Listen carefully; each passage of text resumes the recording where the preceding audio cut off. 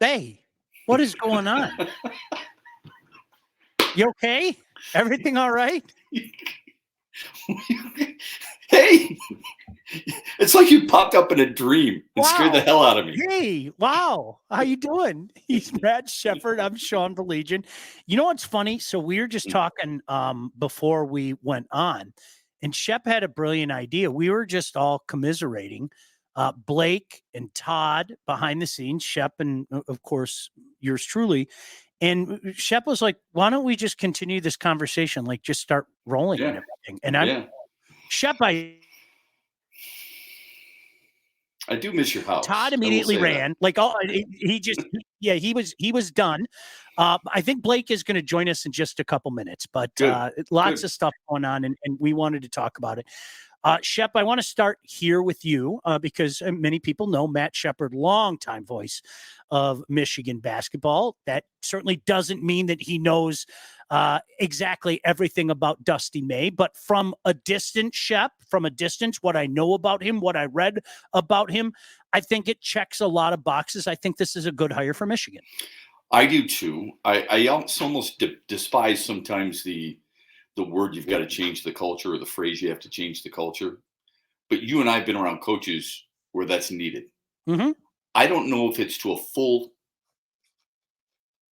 I don't know if it's fully entrenched right now for Michigan, but I think he's the right guy to come in and kind of change it or move it or slightly alter it back to the way it was before. How long will that take? I don't know. I just know he's going to have to come in. He's got to obviously recruit because they don't have any players. And Michigan's got to get behind in the NIL. They got to get behind him in the NIL. I don't think you can be successful long term. Maybe a quick plunge here or there. I think you can be. But long term, if you want to compete with some of the other schools, whether it be North Carolina or Duke or hell, even Alabama, obviously UConn, you're going to have to dive into that. I don't think Michigan has done a really good job of that, and he's going to have to maneuver that. The good thing, Sean, is that he is getting into a situation that he's fully aware of. Yep. All right. And when you're under that, there's no false impression here. When you've got that going, you've got a little runway, but you also understand you have a clear vision of what needs to be done. Can he do it? I don't know. But he has a clear vision of what needs to be done. I liken it to Jonathan Smith at Michigan State. I really do. He comes in, he knows exactly what needs to be done. Doesn't mean it's going to turn around like that. Right. But he does understand the situation in which he's coming. He wanted to be in East Lansing. Dusty May wanted to be in Ann Arbor. I think that's part of the battle. Good for them.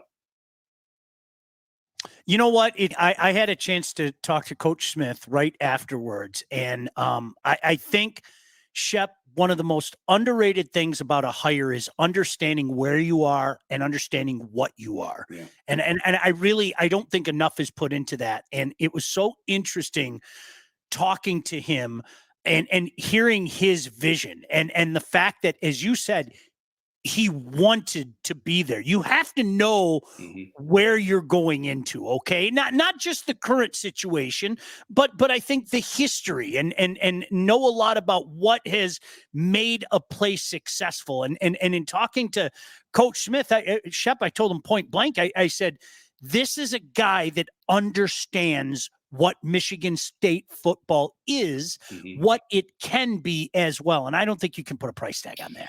I don't either. I think what we do is we take certain people associated with certain schools and we measure everybody against them. Tom Izzo is the standard in East Lansing. Every coach is going to be measured against him. Do you want to be here and win as badly as Tom Izzo? That's something Coach Smith is going to have to deal with. Dusty May will have to do the same thing and answer that with some of the other coaches who have been at Michigan and left their legacy too, I think.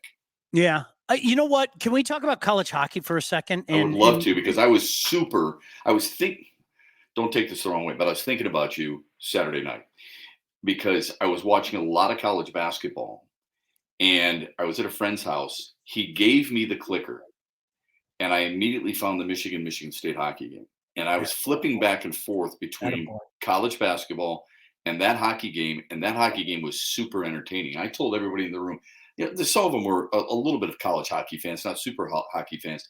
And I said to him, I go, you guys, this is an unbelievably entertaining game. And it was. And for them now to be in the same bracket, when you got Michigan State, Western Michigan, North Dakota against Michigan, you could see if Michigan beats North Dakota, State beats Western Michigan, you could have them meet what will be a sixth time, Sean, this year. Yep. That would be incredible theater. The only thing that would make it better is if they would be able to meet in the Frozen Four. No doubt. No doubt. For people out there, Shep, you've called a lot of college hockey in the past, and I had a chance to call games in particular at Michigan State.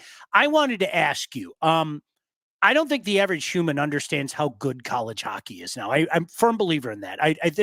Gone are the days of, all these guys are 21, 22, 23 years old. You're getting a lot of young players come in. You're getting, guys, blue chip caliber coming in. What is keeping college hockey from really exploding? I mean, it's big around here. Make no mistake about it. And certainly what Coach Naurato is doing in Ann Arbor, you give a tip of the cap to that. Certainly what Coach Nightingale is doing at Michigan State. Do you have any thoughts on that, Shep? Because in my mind, college hockey should be huge. And yes, we missed the GLI. It was such a great event and having the CCHA playoffs there and everything. But what's kind of holding college hockey back from blowing up?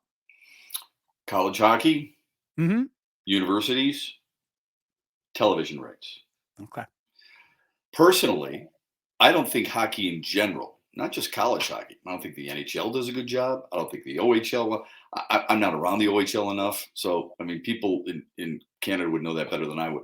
But from a college hockey standpoint, even the AHL and the NHL, I think they have some of the worst marketing people in the history of sports. I don't think they take advantage of their athletes. They don't get them out front and center. I think they should be doing way more endorsements instead of just on the NHL network or on NHL.com. They should be out there doing a lot more than that. And they don't do it. College hockey, let's talk specifically Big Ten. When the Big Ten network began, they made this big promise that they were going to do a lot of college hockey. You remember it. I was part of it the first year. It was great. We were traveling all over the place. Suddenly the next year, it's all remote. You have the announcers at the games, but everybody else stays back because of production costs. And the NHL, the Big Ten athletic directors and presidents, they didn't say much about it. It didn't matter to them. They used to do a pregame show and a big wrap-up show and everything, and they've really gone, bare bones on it now, Sean, and it's really unfortunate. I think college hockey's big. It's bigger now than when you and I were doing shows on the radio together. No I can question. tell you that. No question. And there's no doubt that the impact college hockey has had on the NHL, because I want to say somewhere in the neighborhood of 33%, 32%, maybe up to 38% now, people who are playing in the NHL played in college. That was never the case before. It's larger. Arizona State has a Division I program. Yep. It is. You're getting kids from California and Texas and Arizona from out west. It's thriving. We just don't pay enough attention to it because the media is not there to cover it.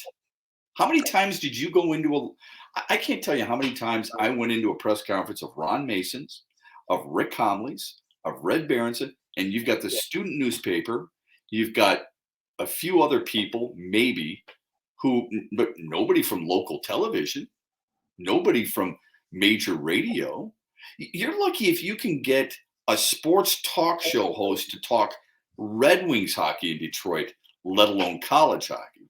So don't even try to go there, because all that is, well, sorry, I'm going to turn that off. Oh, my phone lines aren't lighting up because no one wants to talk about what a great job that Adam Nightingale has done in East Lansing. Oh, I guess I got to move on. That's just the way it is. Yeah, it is. And, you talk about Red, and I had a chance to catch up with him a couple of weeks ago. And it was funny because we were talking about Shep. I put him on all the time. I mean, he is hockey royalty. He really is. When you look at his career, when you look at his coaching, when you look at the impact that he's made, not just on Michigan, on the game. I mean, after all, the dude scored 6 goals in a hockey game as well. But, he's just sitting back going, I used to love when we would talk on the radio. We want to tell people about this product. And to me, Shep, I'm so glad to hear you say that you had the same feeling I had Saturday. That's a win for everybody. It's a win for Michigan, although it doesn't feel like a win. It's a win for Michigan State. It's a win for Sean, college where is hockey. it? Tell me this. If you didn't watch that. You're pan out. Okay. So you and I watched it. Let's say Blake didn't. Okay. What website would you tell him to go to find out the game recap and the details of what took place? That's a great point. Okay. Go to big10.org and it's hard enough to find it, for crying out loud. Okay. I don't even know if it's fans' fault. We just don't do it. And it's really unfortunate. How many highlights did you see of that game on, well, I don't watch local news, but on anything? Did you see anything? Hell no.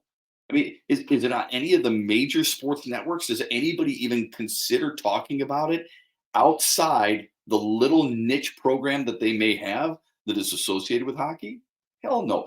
If there's a great goal, if there's a great save, if there's somebody doing a shootout in between periods where they get the puck in the little hole and they make some money, sure, they may show it.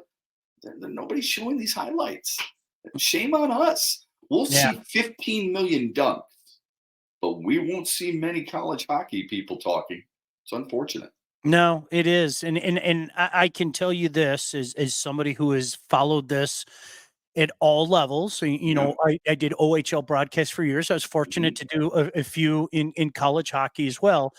I can't stress this enough. The caliber of player now in college hockey is so much better than it was. Forget about when we were younger. Okay. Even 10, 15 years ago, Shep, the guys that they're getting into college hockey now are unbelievable. And I thoroughly enjoyed that game. And I'm not just talking about the result. Of course, the result helped a little bit. But I mean, all jokes aside, it was an enjoyable game. It was people want to go and play college hockey now. That's a big difference. Huge difference. That is massive, man. But I will say this. I remember talking to Red Berenson when the Big Ten Network first formed. I said to Red, is this good for college hockey? He said, this is good for the Big Ten. It's not good for college hockey. And I said, why? He said, think about it. Lake Superior State, Northern Michigan, Bowling Green, Western Michigan, all needed us and Notre Dame and Michigan State to go play in their barn. We would see them 4 times a year, a weekend at Bowling Green, a weekend in Ann Arbor. You won't get that anymore. Now you're going to get them playing all over the place. You're not going to be able to have your schedule with those smaller schools or those mid-major programs that rely on the Michigan or Michigan State or Notre Dame getting through that gate. Instead, you have the Big Ten. And you know what? I think people in the WCHA don't like it. I don't think Minnesota and Wisconsin, I still don't think they've warmed to the Big Ten. They like their traditional rivals with North Dakota and Nebraska, Omaha, and Minnesota State and Bemidji State and places like that. It's been great for the pocketbook, but I don't know if it's been great for college hockey in general. No, that's a legitimate point. Boy, those were the days, though. I mean, Lake State always seemed to have a wagon, didn't they? I mean, Jeff Jackson there, those teams were so good. And, you know, again, I need to remind people that was an era where, you know, players moving on was few and far between. That's not the case anymore. These guys, I mean, obviously there are a slew of high draft choices playing on these teams right now, not to mention guys that are going to go high. I mean, Michigan State's defenseman's probably going to go top 5. I'd be stunned if he doesn't go top 5. And, you know, again, that is a change from yesteryear. But I think most importantly, I think if you want to tell people about your product, you have to have a good product. And it is a damn good product now. Okay, wait a minute. Hold on. The NHL is a wonderful product. Why don't they talk about their product? Where are they, Sean? I would agree with you 100%. I think the way that they promote themselves is embarrassing. I do. How do they promote themselves? Do they even promote themselves? No. Think about this. Sidney Crosby, how old is he? 36, 35? 87's 13. He'll be 37 this summer. Okay. So he's going to be 37 this summer. He's got a Pittsburgh record of 30 goals or more in 12 consecutive seasons. He beat Mario Lemieux's record. It's not Yager. It's not Lemieux. It's Sidney Crosby. How many commercials do you see him on? Outside of the NHL network and outside of him having a hockey stick behind his back doing this stuff. Mm-hmm. I mean, Connor McDavid is an unbelievable player. Where's the endorsements in America, right? Where's Nathan McKinnon? Where are all these people? But it's never been that way. It may be in their local markets, okay? But how did in the day, how did Steve Yzerman or Brendan Shanahan not have some type of national product to endorse? I don't give a crap if it's a Subway sandwich or a Jimmy John's. I don't care. How is the NHL not pushing for their athletes or fun, easy to go in, good looking dudes in front of a camera? It makes no sense whatsoever. I think about it all the time. I'm like, are you kidding me? Now Wayne Gretzky's doing a BetMGM. Big deal. Yeah. Where's it been? Yeah. Where was Mark Messier? Where was Paul Correa? Where were these guys? Especially the guys, do anything. especially the guys playing in the American markets. I mean, the guys that you mentioned, Right. I think America discovered Wayne Gretzky after August 9th, 1988. And in the Exactly. meantime, we've been sitting there for the last 9 years going, you ain't seen nothing. I mean, the guy was absolutely nuts. Look who decided to join the conversation. See, we're just three cats just sitting here talking about things. Young Blake. I'm sure you heard the conversation. The NHL, I'm a firm believer you're never going to win some people over. And let me use me as an example. I don't care how much you try to shove NASCAR down my throat. And I mean no disrespect to people out there that enjoy it. Yeah. I'm never going to enjoy it. It's just not going to happen. I have a preconceived notion. I openly admit it. And I think a lot of people feel that way about hockey. But you, Blake, as an East Sider, I know there are pockets of huge support on the East Side, I might add. Especially in this era where the Wings have been down by their lofty standards that, Shep and I had grown accustomed to over the last 30 years. How was the game amongst you and your peers? I mean, was it even on the radar? Yeah, I mean, because for me, I grew up like when the Wings were still good. Like I was in high school in 08, 09. But what Shep was just talking about sent something spinning in my brain.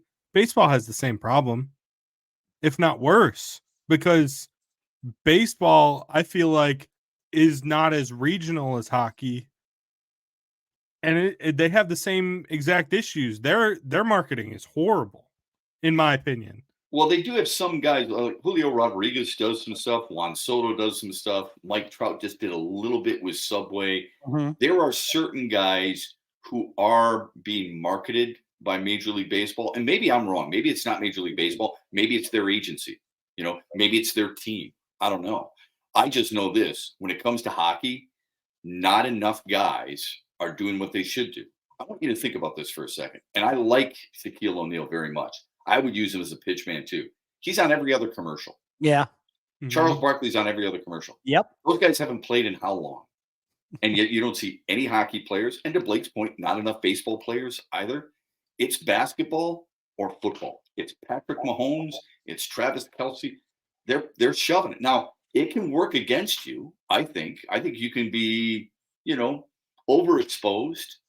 But you would think people would suddenly, something would click with them. When Larry Bird and Magic Johnson, Blake, you're too young, but when Sean and I were kids, here comes a limousine of Magic Johnson pulling up to French Lick, Indiana, pulls off the sweatpants. They're supporting Converse, right? Yeah. Michael Jordan, be like Mike, right? How come hockey can't come up with something like that for one of their superstars? It parlays a creativity. It parlays people's interest in not just the player and not just the player's team, but the entire sport that they play. Caitlin Clark gets more pub than any hockey player I've ever seen. Factual statement.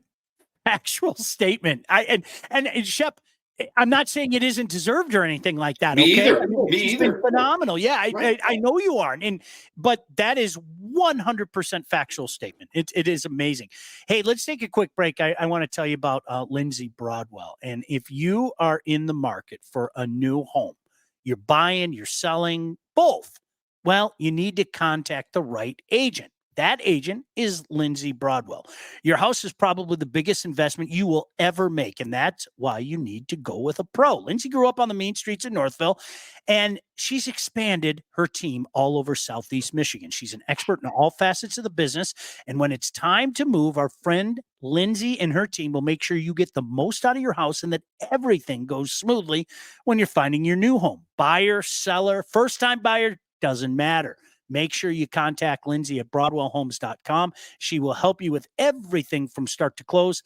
Licensed realtor at Real Broker LLC. Start your search today at BroadwellHomes.com. Shep, Blake, we're all having a conversation here today. I think Blake decided to leave. He got offended and he left. There he is. I'm Hi, buddy. here. He just wanted to see what the Pistons lost by 25.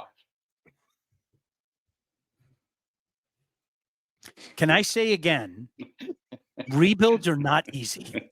They are not. I know every armchair general manager thinks that, Shep, all you have to do is tank. Blake, all you have to do is tank, and everything's going to be okay. If you just tank, don't worry. In a few years, everything's going to be okay because you're going to get all those high draft picks and voila. It doesn't work as easy Trust the process as people make it out to be. I Trust hate to go back to hockey. You know how my brain works, but ask the Columbus Blue Jackets, ask the Edmonton Oilers. You know, I mean, the Pistons were the prototypical hamster on a wheel for so many years. As easy it is to talk about rebuild, it's much more difficult to make it come to fruition. And boy, we're living that right now with the Pistons. Yeah, 100%. But it also highlights this. All it takes is one or two bad drafts to send you further and deeper into that rebuild. 100%. When Donovan Mitchell's there and you don't take him, but good thing for Stan Van Gundy is that he got another job and now he's doing TV. I've said this ad nauseum, and I'll continue to say it because I don't think I'm reaching enough people. Stan Van Gundy was as bad, if not worse, at his job than Matt Millen was at his. No argument. No argument. And Shep, in this town, unfortunately, because the Pistons were off the radar for so many years, I don't think people realize that. And, again, you got to, Blake, this is when you were young. We were at the home of the Pistons during that hot era. I mean, 03 to 08. I think we all know the run of conference championships and everything, but there was a night out was going to the Palace of Auburn Hills. I mean, that was almost like a social event and everything. And because they've been off the radar for so long, that's the way this town is. I mean, good, bad, or indifferent. I mean, if we're being honest with it, the one constant has been the Lions. The Lions have been almost universally supported. But with the other teams, we've seen fans come and go from those arenas. And certainly the Pistons are front and center and living that right now. Yeah, I would say the Wings too. I know there was the Dead Wings when you and I were kids. Mm-hmm. But I think you have. It's not as broad. You have the same 20,000 for the most part at Little Caesars, but I think they've been universally supported. I would say over the last 30 years. I would say so. Pretty much. There have been periods of lull. Of lull, yes. Yeah. But a lot of that has to do with the fact that obviously the Lions are playing 8 home games and the Wings are playing 41. But you're right. I don't think Detroit's unique in that regard, unless you're in New York where you've got 9 million people and they're losing people by the day. But New York's got so many people they can go to those. In Detroit, your entertainment dollars got to go a long way. Are you going to spend it on a team that is struggling mightily? Unless they're helping you give tickets away. Probably not. When my kid was little, to tell you it's not just a Detroit problem. Here's Chicago, this giant metropolis. We used to go to White Sox games all the time and sit wherever the hell we wanted. He'd be ticked off. Go, let's go to Wrigley Field. I want to go see the Cubs. I was like, screw you. I'm not paying hundreds of dollars. I'm going El Cheapo to sit in the second row at the White Sox game. And you're absolutely right. I mean that's something that happens everywhere. Blake, what are your thoughts on the NBA? I don't think you and I have ever talked about this. Big fan of the NBA, just meh. Wake me up when the playoffs start. And honestly, the way it's been the last few years, it's wake me up when like the Western and Eastern Conference finals start. It's just I'm not a huge, and like we've talked. I enjoy basketball. I really get into March Madness. It's just the NBA. I don't know what it is. I just have never latched onto it, and it's not like I was super into it even as a kid. It's just something I've never really super latched onto. How much do you watch? Do you watch just the Pistons, or are you watching Nikola Jokic? Are you watching Luka Doncic or Giannis Antetokounmpo or If there's Shea Gilgeous-Alexander of Oklahoma City? I mean, how much are you watching? I'll watch like the TNT games from time to time. I'll turn them on like as background, but they still don't keep my attention. And to be frankly honest with you, I don't have Bally Sports because I have YouTube TV. So catching a Pistons game is far and few between. Gotcha. Yeah. The TV deals for all three of these leagues, by the way, don't do any of them favors. 100%. Any of them. Not with younger people. No. I think the older people are still unwilling to cut the cord. But I do think younger people, they've got to find a way to get it. And that's part of the problems with Valley right now that they're experiencing. As I've gotten older, I'm telling you point blank, and you can call me out, whatever you want. If there's a hockey game on, that's what I'm watching. For You know, before when I was doing the daily talk show and everything, Shep, I mean, yeah, you know, okay, let's see what's going on here. I got to check out this game. What Steph Curry do tonight?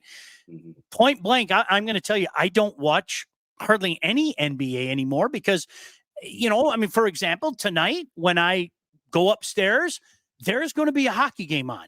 I don't know what game's on. I haven't looked at the schedule. Las Vegas is playing St. Louis. Yeah. Right. But you know what I mean? I mean, that's it doesn't matter. I'm going to go up. I'm going to go upstairs and okay. If I click this channel 717, that's where, you know, the whole thing comes down. And there's a slew of channels, about 15 channels where, okay, I can watch this game. I can watch that game. And I think as I've gotten older, and I am one of those guys, you guys can make fun of me. I do enjoy the college game for the little things. Hey, wow, we're going to actually play some defense. And, oh, wow, this is how you use a center and things like that. So I have enjoyed the college game more, but point blank, I know I'm not exactly surprising anybody. If there's a hockey game on, that's what I'm watching now. Yeah, I watched the other day. So yesterday, Washington wins 3-0. I watched Ovechkin score a couple of times. I watched the presentation for TJ Oshie playing his 1,000th game. I thought that was awesome. I watched Colorado and Pittsburgh. Pittsburgh was up 4-goose.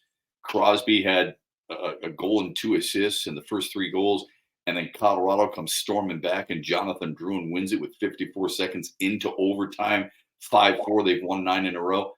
Those are things that are captivating me. But I'll tell you, man, some of the basketball stuff's been pretty intriguing for me. Jalen Brunson and the way some of the Anthony Edwards is playing with Minnesota. Some of these pushes by some of these players, you know, we're always looking for younger faces, right? We're looking for guys who are going to give us energy.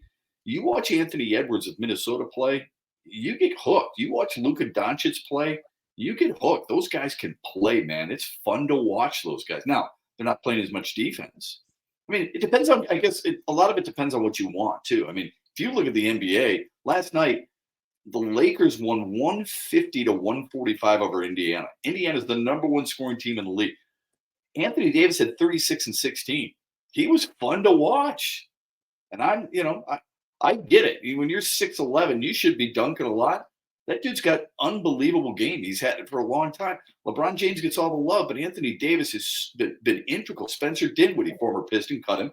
And here's a guy who, you know, he had a big night for him. I think if you can find that balance, there's some things that it's gonna entertain you a little bit. Can I give you guys the dumb sports fan take though? Sure, go. They make shots too well. Like there's something intriguing about college basketball because these kids are missing shots and they're not automatic. Yeah, that's what and I know it doesn't make any sense, but it makes it more intriguing. Huh.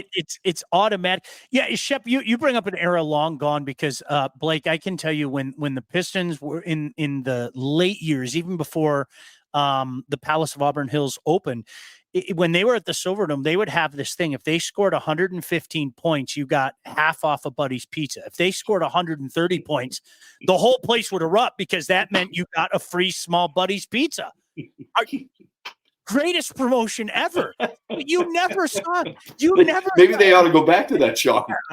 Especially now. You didn't have a chance of doing that. I mean, you didn't have a snowball's chance of hell in doing that for a long period of time in the NBA. And now some of these games, as you just mentioned, Shep, some of these games you are seeing that more score, the higher scoring and everything. But are you kidding me? That was so much fun. We're a high schooler. We'd all play that routine of, hey, Mom, I'm going to Shep's house tonight. And Shep would say, hey, Mom, I'm going to Sean's house. And then, hey, I'm going to Blake's house.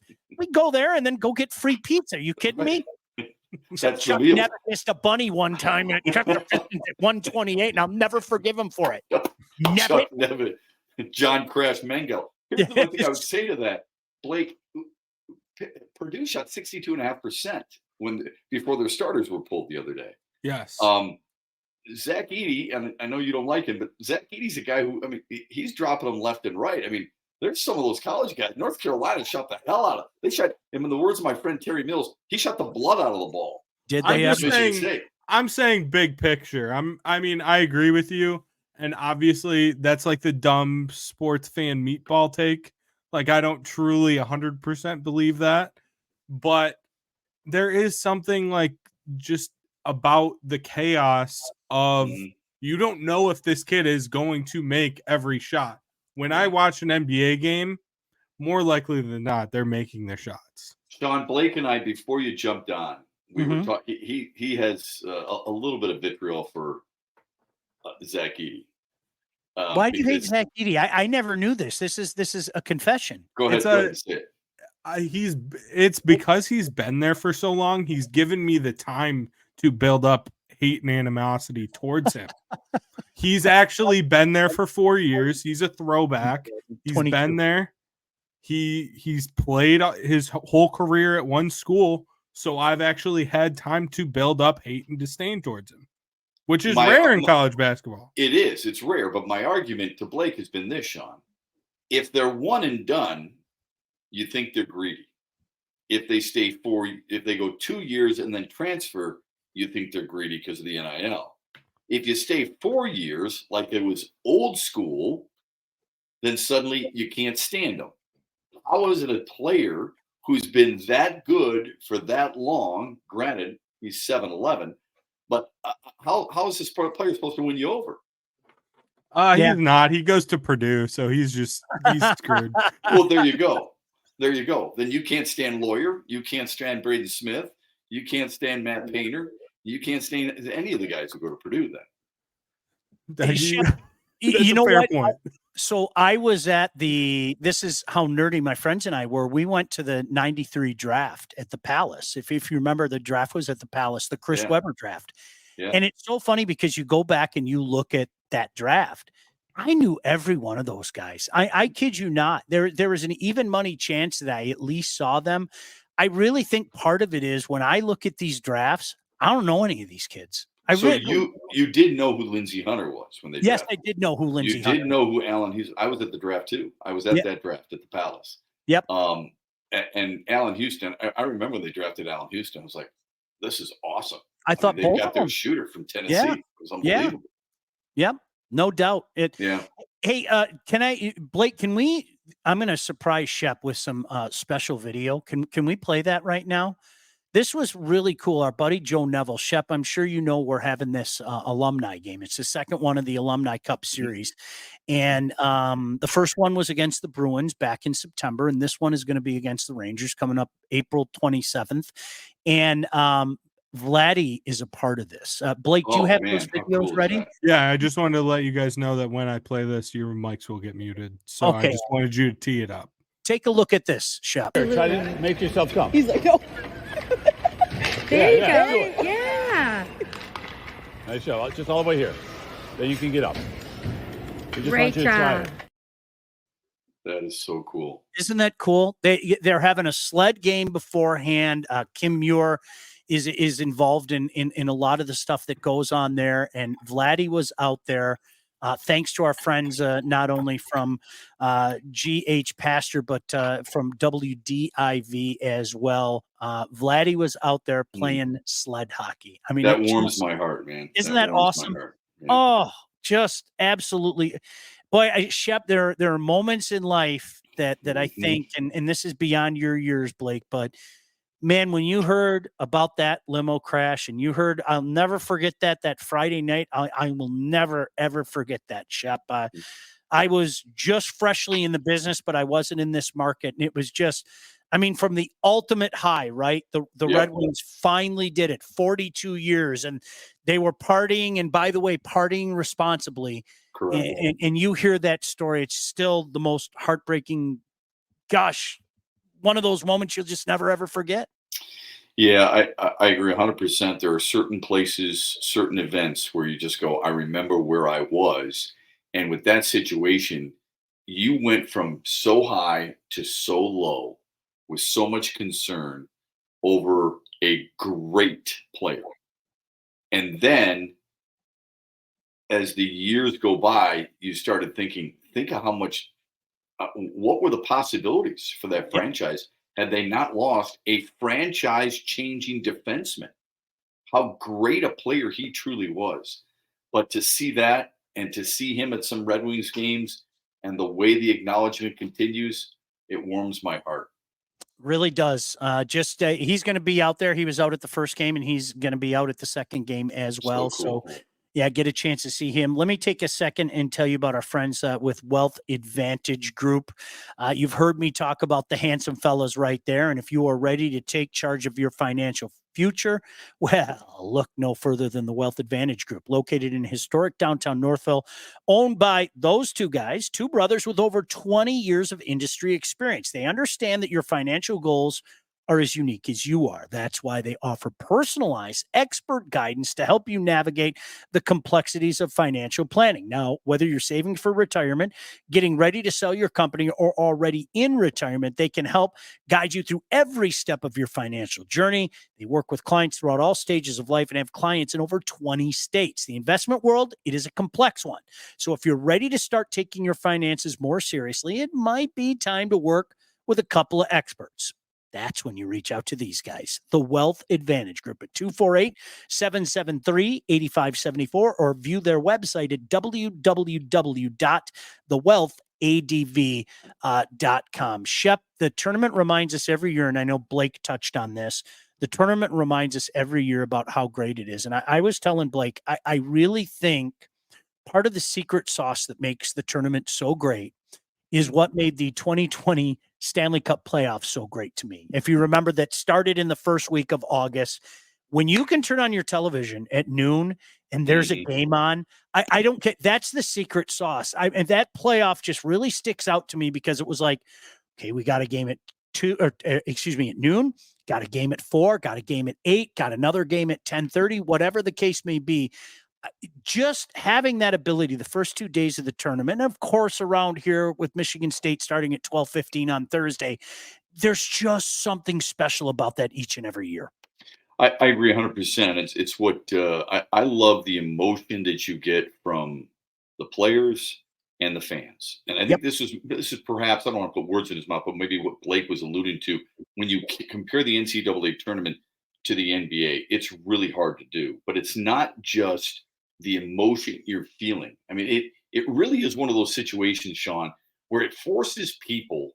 Like I think of the Oakland situation. All right. So the NCAA tournament every year it creates new fan bases and with each possession it seems like you're learning something. How many people knew outside of our area? How many people knew in the college basketball stage that Oakland University was in Rochester Hills? Exactly. Right. Yeah. They thought it was in Oakland, California. How many people knew that James Madison played out of the Sun Belt or Duquesne was in Pittsburgh just getting overshadowed? But it's not just that. It's the players like Terrence Edwards. It's the players like Jack Golke, right, who transferred from Division II. But on top of that, what I did is I kind of like to look for certain storylines within this tournament of teams I know they're not going to be there. So Grand Canyon is a good example. There's a Yeah. kid by the name of Tyon Grant Foster. He was a freshman at DePaul. He collapsed, had a heart attack. A year later, he collapsed during a pickup game, couldn't get cleared for 16 months. This year, he led the Antelopes in scoring. Isn't that great? There's a kid who played for Sanford, all right? His name's Achora Achora. He was born in the Sudan. His mom took him and his family out of the Sudan because of the civil war there, and they moved to Australia. And he was a big rugby guy. And he just started playing basketball in his teens. Suddenly, he goes to Georgia, Decatur, Georgia, plays at a school there, then goes and plays for a community college, and then gets a scholarship to Stanford. I mean, those are stories. Where else are you going to hear those stories? You're hearing those stories through the NCAA tournament, and it's phenomenal stuff. It's not just basketball; it's cool life stuff. Shep, it's so funny that you mentioned Grand Canyon as well. That the tournament is so unique that you remember these random players who made random shots. I mean, Bryce Drew. I mean, how on earth was that 26 years ago? I remember that plain as day. And Pitsnoggle and these names that come up that really don't go on to other things, but are so unique, in particular, in my mind, to the first weekend of the tournament. Because, I remember when I was doing Toledo, and you're familiar with your stuff with Eastern. I remember Miami under Charlie Coles went on this run to the Sweet 16, and Wally Zerbiak. Everybody was talking up Wally Zerbiak. Anybody that followed the MAC is like, huh?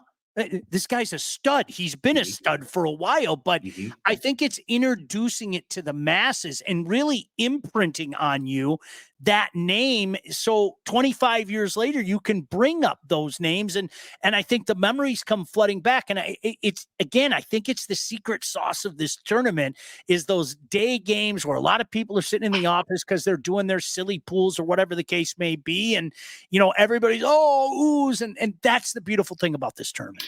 Yeah, I think of guys like Dan Marley at Central Michigan, Grant Long at Eastern Michigan, Ron Harper at Miami, Gary Trent at Ohio University. We're talking, the mid-majors, the smaller schools. The Pitsnoggle was a great story. That was West Virginia, Mike Gansby, for example. Those are all phenomenal stories because we get inundated with the Dukes and the North Carolinas and the Syracuse and the UCLAs and all that other stuff.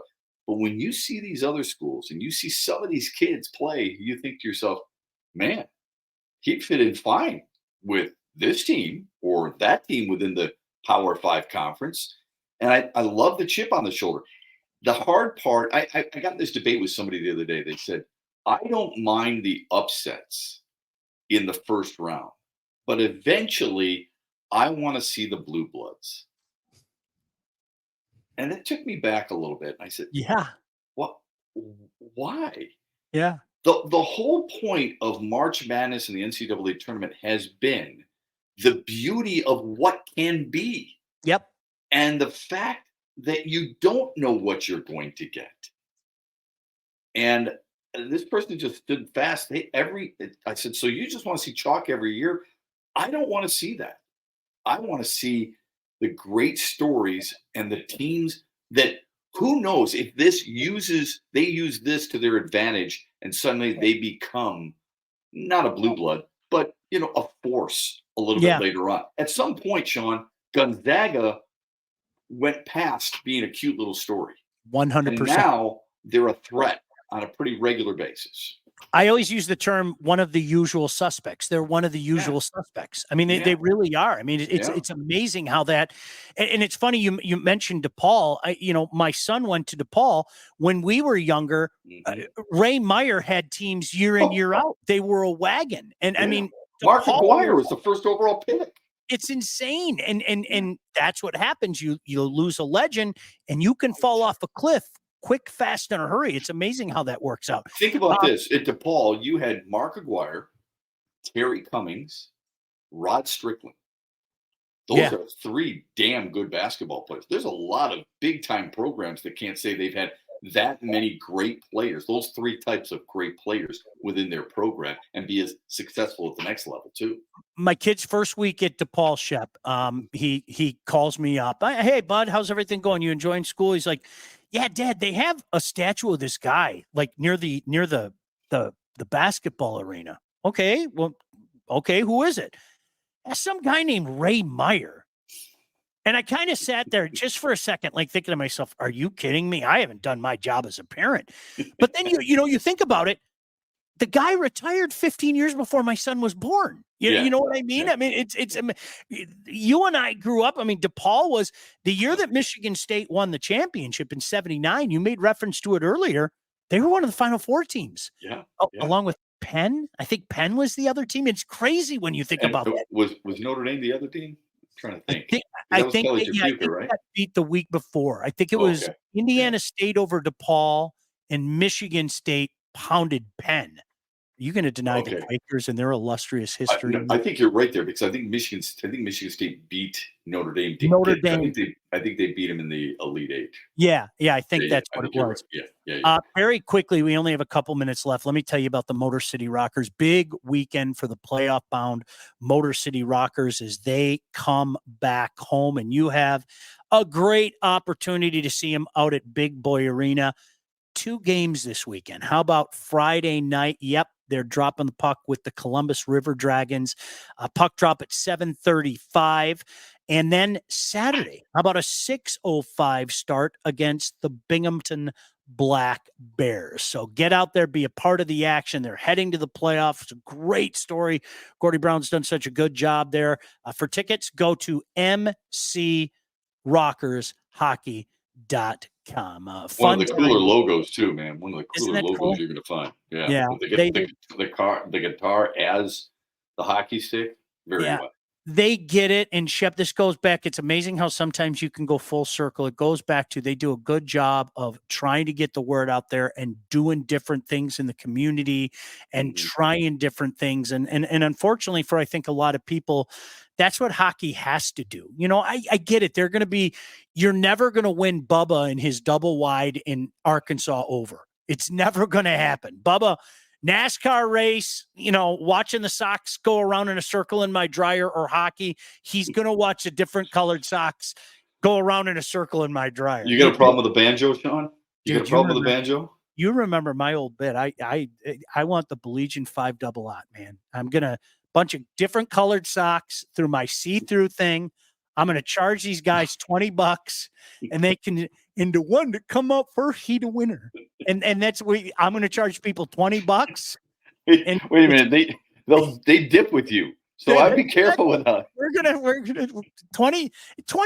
You get to watch these different colored socks go around in a circle in the dryer. No, seriously, I mean no disrespect, to each their own. Lord knows people have killed me for liking hockey, and that's fine. But that's part of what hockey's up against. So there's just some people that are never, there are people in the local media that part of their bit, part of their routine is just bash on the sport. And, I'm never going to change your mind. All I know is every time we get together, you should do that little bit right there, because somebody's going to buy it. Somebody's got to buy that. I'm not kidding you. Oh, hello, Cooper. Todd, can you make a logo for the Baligian 5 double aught? Is there any way? Can you do that? I mean, sponsored by Skoll. Sponsored by Copenhagen. That's a great idea. I got put some... and you know what the line is? First one come out, be the winner. And the first one would come out, he the winner. Could have a little, the guy, I'll give whoever picks the winning sock, he gets a tin of chew. It only costs him $20. That's a fair deal. He gets all that entertainment and a tin of chew.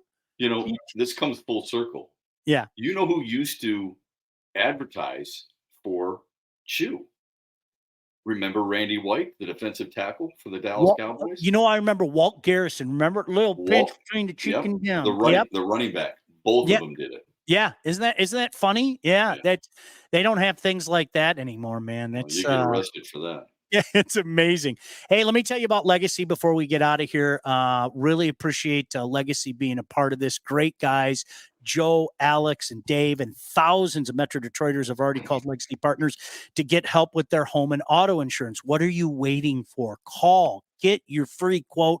Our friends at Legacy Partners are here to help you out, because they are one of Southeast Michigan's top independent insurance agents, provide a full-service, one-stop solution for all of your insurance needs, personal, business, large, and small. They've helped out many people just like you by fixing mistakes other agents have made, asking the right questions to get the right coverage put in place to properly protect you. And yeah, they're saving you money. Isn't that what it's all about? Chances are, if you haven't checked your policies in the last year, you're paying too much and you could be underinsured. So what are you waiting for? Get your quote today. Give Legacy Partners a chance to help with your home, your cars, life insurance, Medicare enrollment, or your business insurance needs. 586-209-4106 or visit legacypartnersins.com. Get started with your new quotes. It's that simple. 586-209-4106. Shep, we are 30 days away from the NFL draft. I think, yeah, there's the dog. Yeah. Come here. Now see where he's sitting right at my feet. Cole's sitting right at my feet. It's unbelievable. Aren't they the best? They're the best. Shep, 30 days away from the NFL draft, and I've been saying this to anybody that listens. I still don't think the average fan understands that hundreds of thousands of fans are going to be coming upon Detroit. This is a massive event, one of the biggest events on the sports calendar every year. Here's the good news. Detroit has proven, you and I have been there time and time again, Detroit has proven that they do big events really well. Yep. All-Star game, NBA Finals, Stanley Cup Finals, a Super Bowl, World Series, you name it, Ryder Cup, major championships. They're Frozen Fours. They've got the regional championship this weekend at LCA. Blake's going to go watch Zach Edey play. All those things, Detroit does really, really well. So I'm excited for the city. I'm not going down there, but I'm excited for the city because I think it's going to be fantastic. And it gives other people from outside our area a chance to see what our area has become and how well Detroit, Michigan does stuff. I always go back to Super Bowl 40, and you and I were down there all week in various forms. And I thought one of the smartest things that they did is they embraced their winter aspect of things. Agreed. And Shep, I'll never forget, I was terrified, especially when we had the snowstorm the day before. I was terrified that you were going to get all these people who talk about how they're there to do a job. I was terrified they were all going to cry about the snow and the cold, and I should be in Miami. Everybody seemed to love it because the city embraced it and they made the winter wonderland kind of motif and everything. And it just went over so smoothly because I remember vividly talking on press row going, people are going to kill us. If we get this 6-7 inches of snow, we are just going to get destroyed. Everybody seemed to love it. They had everything cleared by the next day, and they really made that go off without a hitch. And I remember telling a lot of people, events, man. I remember telling a lot of people out of town, I said, you got to understand, know where you're going. Yep. I mean, if you want Miami, don't sign up for the assignment. Yep. Know going in, you're going to Detroit in January. What do you expect? So just have an open mind. And I think for the most part, to your point, most people did. So credit to them too. Yeah. Yep. All right, Shep, we'll talk again in a couple of days. Always good to see you, man. Yeah, my pleasure, my friend. Thank you. Have a great week. I'll talk to you later in the week. Blake, Todd, thanks for all your help. You guys are the best, man. We'll see you, boys. Take care.